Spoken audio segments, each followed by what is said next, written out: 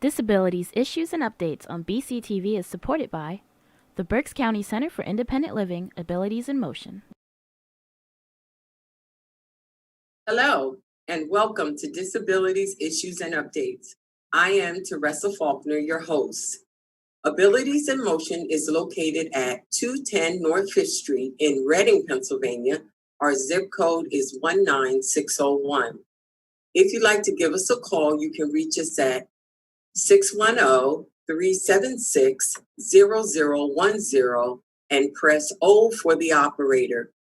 Please be advised that our office is closed. However, we are all working from home and we are still more than able to help you meet your needs. We hope that still in this pandemic time, you are remaining safe, wearing your mask, practicing social distancing, and most of all, washing your hands. Today's topic is Back to School 2020, and our guest is Jacqueline Noggle. She is our Youth Transition Program Manager. Welcome, Jackie. Welcome to our show today. Thank you, Teresa. It's wonderful to be here. Good morning, everyone. Good morning. Good morning. We have to ask the question, how are you handling this pandemic at this time? How are you adjusting? Well, it is a different environment for everybody, and I know everybody is getting used to being at home, working from home, doing school at home, but I'm doing just fine and remembering the safety precautions you mentioned in the beginning are very important. I know that there's been a lot of conversation about wearing a mask and not wearing a mask. I hope you're wearing your mask, Jackie. Yes, I wear my mask. I've not been outside for 4 weeks, but when I do need to go out, I do wear a mask, practice social distancing, and washing my hands for 2 minutes at a time. Wonderful, wonderful. Your title at Abilities in Motion is Youth Transition Program Manager. Tell us a little bit about that. Well, in 2005, Abilities in Motion made the commitment that youth are our future and that we needed to target services for those under age 18. So the youth transition team really focuses on those from birth to age 25, specifically those age 14 to 21 who are in the process of transitioning from high school to adulthood, whatever that may look like. Our programs center around a variety of services that provide youth with disabilities, any disability, to be able to transition successfully from youth to adulthood. So that happens in a variety of ways. There are a variety of programs, which I'm sure we'll talk about later. But that allows me to be able to provide those services and also advocate for our youth in the school setting as well. Wonderful, wonderful. I know our viewers are saying, I can't believe it. We're preparing to go back to school. What happened to our summer? I know at Abilities in Motion, we had a wonderful program called STARS. Can you tell our viewers about that program this summer? Certainly. STARS stands for Students Transitioning to Achieve Realistic Success, and it's a pre-vocational program for those aged 16 to 21 who identify with a disability and have an individualized educational plan within the school system. They are referred from their parents or their school district. And what it is a 6-week program where students see us 3 days a week for so many hours, and they learn independent living skills, work readiness skills, self-advocacy skills, and also travel training. It has been in process or possible for the last 5 years. We are in our 5th year, just completed our 5th year, then graduated 20 students. This year was quite different, however, because of COVID-19, we had to switch our curriculum to all virtual. And with the support and funding from the Office of Vocational Rehabilitation, we were able to do so. And we had a remarkable group of young students from all 18 districts of the county, and they were able to plan out their futures and um, tell us what they kind of wanted to do in the future. It gave them a starting point to start considering what they may do after high school. Hopefully next year we will not be as virtual and possibly do a hybrid. We're not sure what that looks like, but we are anxious to partner again with our partners within the community to take people out into job sites so that they can practice different job skills. So I encourage any business who wants to be a part of the STARS program to give me a call and say, hey, I'd be willing to show youth and young adults what we do at our business. There's some of our viewers that are probably thinking, what were the numbers like? How many participants did you have in the STARS program? There were 22 people that signed up and 20 that graduated. And the one individual that, or two individuals that did not graduate had emergencies come up and had to excuse themselves from the program. Generally speaking, we have between 20 and 30 kids each summer. Like I said, they are from all different districts and range from ages 16 to 21. So everybody is welcome as long as they have an individualized educational plan. I must say we were part of that program this summer, and it was amazing. I could not believe some of the technology skills the participants had. They were excellent. They were so much better than me. I should go to them and get some lessons on technology. It's amazing what the younger generation can teach us, Teresa. Absolutely, absolutely. So our summer is quickly passing us by, and we're going to be preparing to go back to school. Yeah. Parents, administrators, persons are really concerned because it seems as though just like everywhere, it's not only in our area, it's everywhere. Persons are trying to figure out how we can go back to school, when we should go back to school, and the things that will need to be in place for our children to be safe. Can we talk a little bit about that, Jackie? Sure, and I have a presentation prepared for you, and I'd like to go through it, and we can talk about it as we go. Wonderful. It's a PowerPoint presentation, so just bear with me a minute, please. Oh, not a problem. And I will try to share my screen.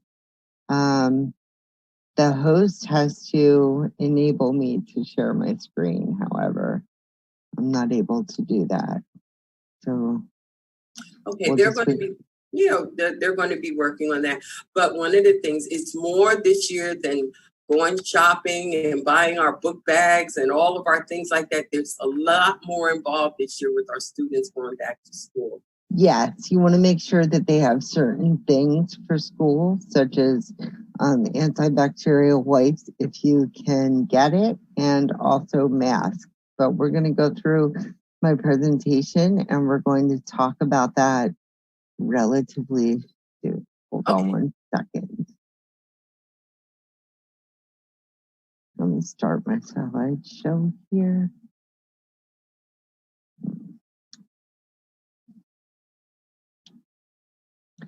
So going back to school, there are certain things that parents need to consider.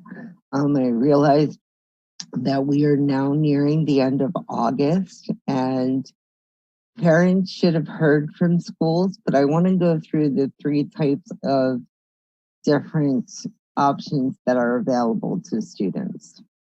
First is the full day in person. It is believed that some districts are going to go back to the regular full day as we were prior to COVID. But there'll be some obvious changes within the district as we do so. Of course, it's the social distancing, and changes will occur when students go through the hallway, how they sit in class, where they eat lunch. Just anywhere where there's a large group of students, they won't be able to gather anymore. So the school districts will try to social distance them. All students must wear masks and wash their hands.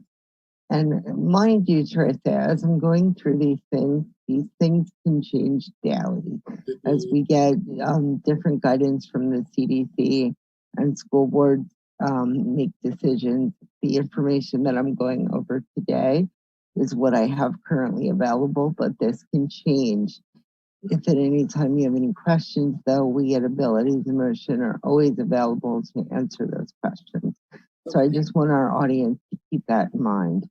And then some self-contained classrooms, like your life skills classrooms, your emotional support classrooms, those classrooms where children do not normally leave one particular classroom, some of them will have additional bathrooms so that not all of the students are using one bathroom. There'll be either additional bathrooms that they can use, or some schools have been putting other bathrooms in.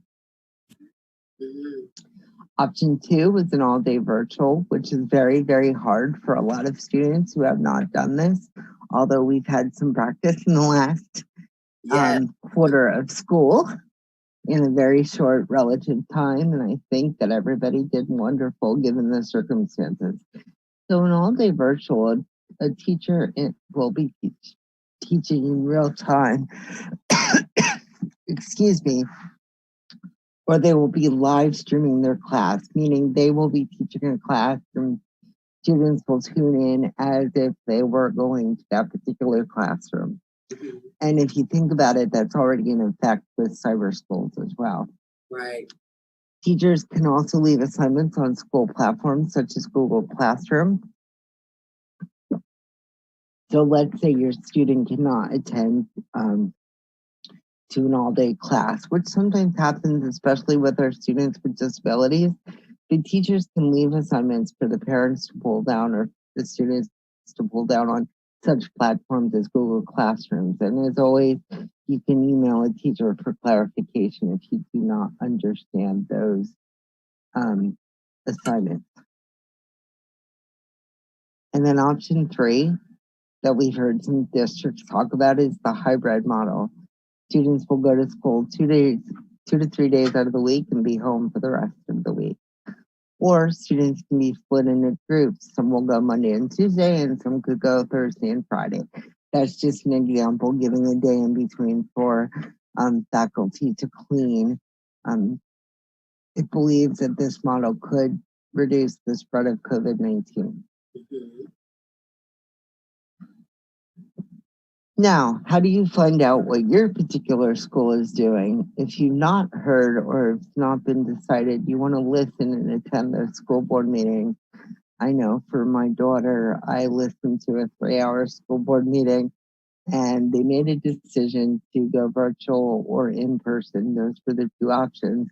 But at the time, they said, well, the hybrid, the 3rd option, may be in the future. So when I say these things constantly change, it could change tomorrow. So I just want to keep that in mind. I want to ask you, that's okay. I wanted to ask you a question. Is it elementary, junior high, high school, or the way that they're setting up things, is that different also, depending on your high? That can be. Some school districts are bringing back elementary full-time, and the middle school and high school will be one of these 3 options. When I asked my colleague what all of the districts are doing, because she has a pulse on all 18 in Berks County, her answer was simply, we don't know yet. Oh, okay. Some schools have made a decision and we think that they're going with those decisions and they've released those decisions, and that is fine. But like I said, it could change tomorrow. But yes, I have heard that it is possible for elementary school to be in person and then the older grades to be virtual. That is another option. Thank you. You're welcome. And like I said, you need to check back frequently because things can change. Absolutely.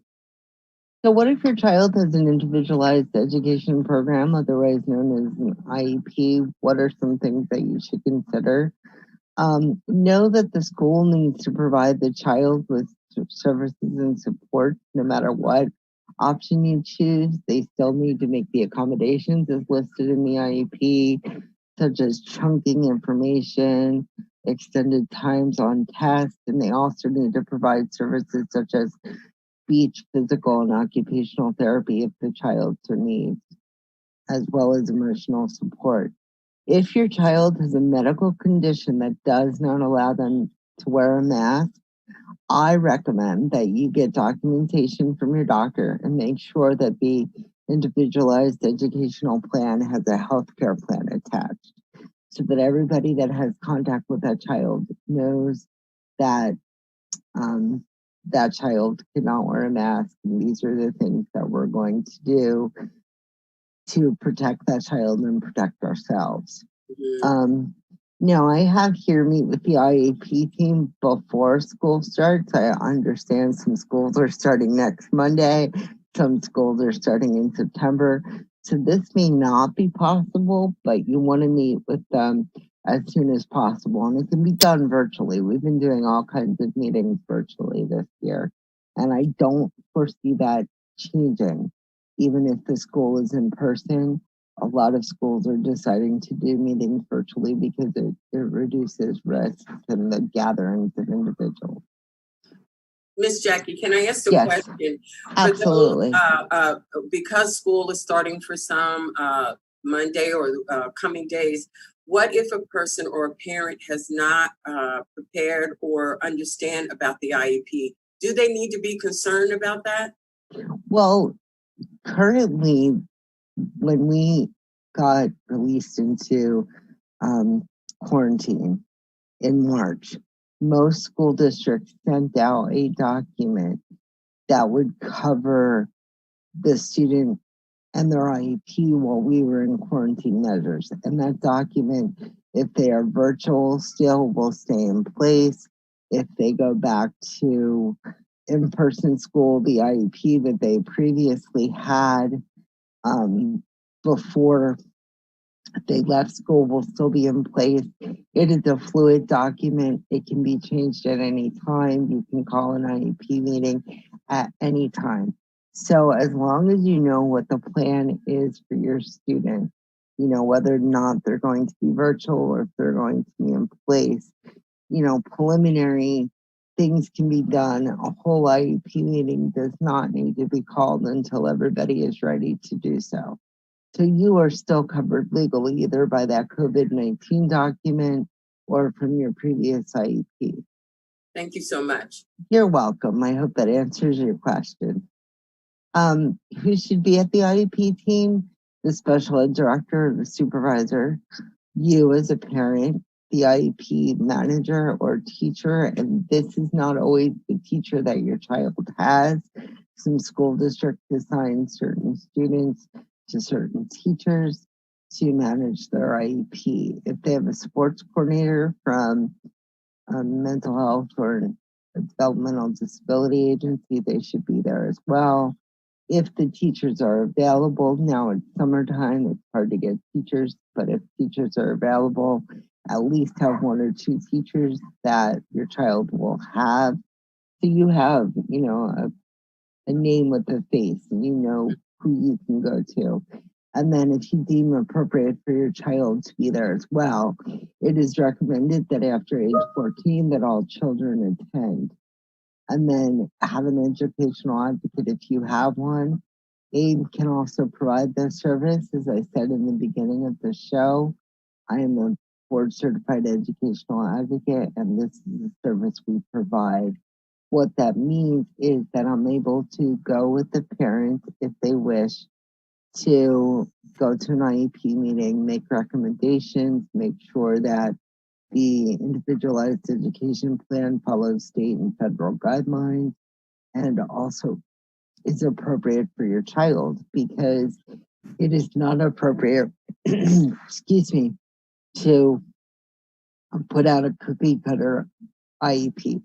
The I stands for individual, so it needs to be tailored to what your child's individual needs are. And I always ask teachers to tell me what their day looks like, because most teachers do phenomenal jobs in teaching our children, but they don't always write down everything that they do and everything that works. And it's very important within the IEP that you list everything that you're currently doing to support that child, because the next teacher may be able to utilize that strategy to continue assisting as they move through the grades. So I always say to teachers, what does your day look like? What works? And more importantly, what does not work? So we don't have to repeat those. And make sure that those individual details are in an IEP document. Now, it may be daunting to have all these people be part of your IEP team and you as a parent are alone sitting there. So you can take people with you. And it's not an us or them scenario. An educational advocate does not go there to be adversarial against the team. Always say that I sit there for the best interest of the child.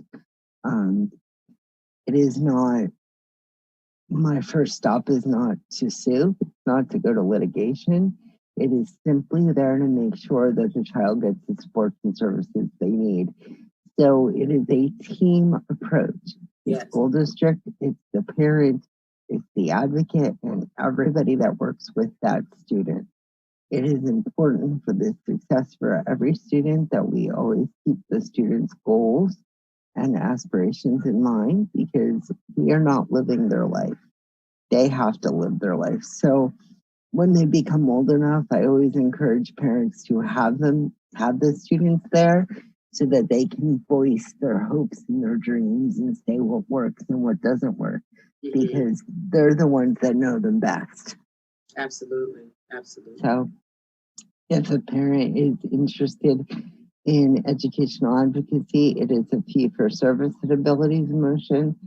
And all they need to do is contact me to do a simple intake, and we can sit down virtually at this point and discuss how I can help your student. In addition, any school district can reach out to me if they need help in discussing things with the student or discussing things with the family. I always say that often education advocates are just communicators, and we change school speak into parent speak and parent speak into school speak. So often both parties are asking the same thing, they're just asking it in a different way. Thank you so much for that presentation.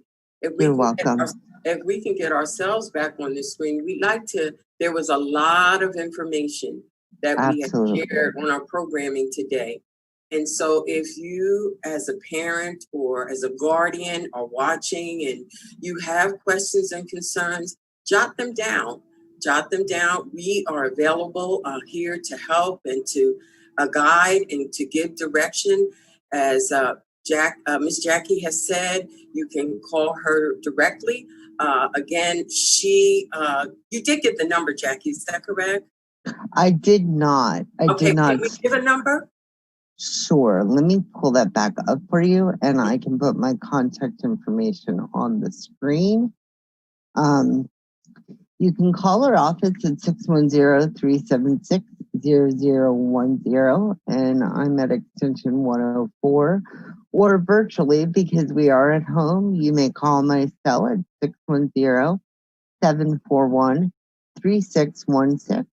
Or you can reach me via email at jnagle@abilitiesinmotion.org.